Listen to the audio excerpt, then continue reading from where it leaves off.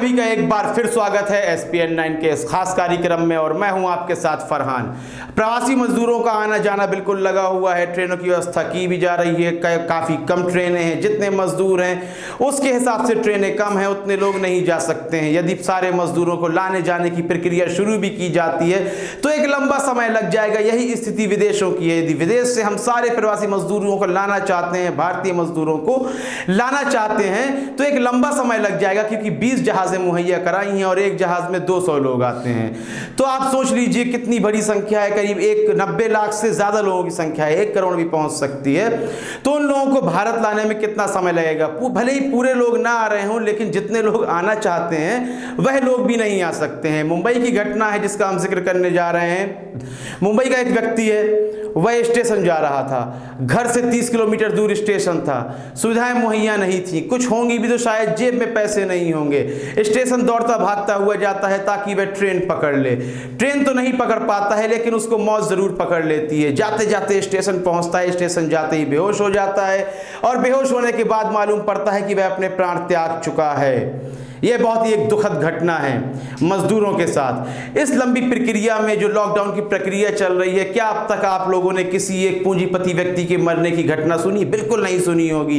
यही कारण था, यही जो एक चल रही थी स्थिति नोटबंदी के दौरान भी थी। नोटबंदी के दौरान कहा गया कि अमीर लोग परेशान हो जाएंगे, पूंजीपति परेशान हो जाएंगे, लेकिन बैंकों की जो और ATM में जो लाइनें लगी हुई थी, कतारें लगी हुई थी, उसमें कोई अमीर व्यक्ति तो दिखाई नहीं दिया। इस तरह सड़कों में जो एक लंबी भीड़ चली जा रही है, इसमें भी कोई अमीर व्यक्ति नहीं है, बल्कि वह व्यक्ति है जो रोज कमाते हैं और रोज खाते हैं। यदि एक दिन की दिहाड़ी भी रुक जाए तो उनके जीवन स्तर में एक परेशानी आ जाती है।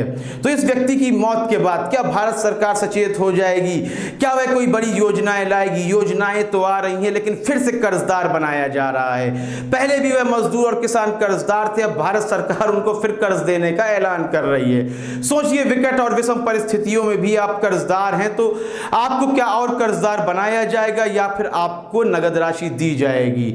यह एक बहुत ही अहम स्थिति है भारत की। यदि अमेरिका की बात करें हम, इसके विपक्ष, तो वहां पर कोई ऐसे घूमता जाता सड़कों पर या फिर एक्सीडेंट से मर जाता हुआ दिखाई नहीं दे रहा है, बल्कि उन्हें योजनाओं में यहाँ कर्ज दिया जा रहा है। तो अमेरिकी जनता को कर्ज नहीं दिया जा रहा है, बल्कि परिवार की यूनिट के हिसाब से उनके अकाउंट में पैसे दिए जा रहे हैं। इस पैसे को देने के लिए कोई फॉर्म भी फिल नहीं करवाया जा रहा है, बल्कि बैंक में जिनके अकाउंट हैं, सरकार द्वारा प्रत्यक्ष रूप से उनके अकाउंट में पैसे भेज दिए गए हैं, ताकि लॉकडाउन में जो समस्याएं आ रही हैं उससे उबरा जा सके। केवल भारत की ही समस्या नहीं है कि लोग बेरोजगार हो रहे हैं। अमेरिका हो, यूरोप हो, अन्य देश भी हो, सभी देशों में एक बर्बादी की कगार है। अर्थव्यवस्था निचले स्तर पर है। लेकिन जो पहले की परिस्थितियां थी, जहां विकास की परिस्थितियां बनाई गई थी, देश के लिए राजस्व इकट्ठा किया गया था, यही तो वह विषम परिस्थितियां होती हैं जब वह पैसा खर्च किया जाता है। अन्य देश पैसा खर्च कर रहे हैं, भारत कितना पैसा खर्च कर रहा है वह आपको सबको दिखाई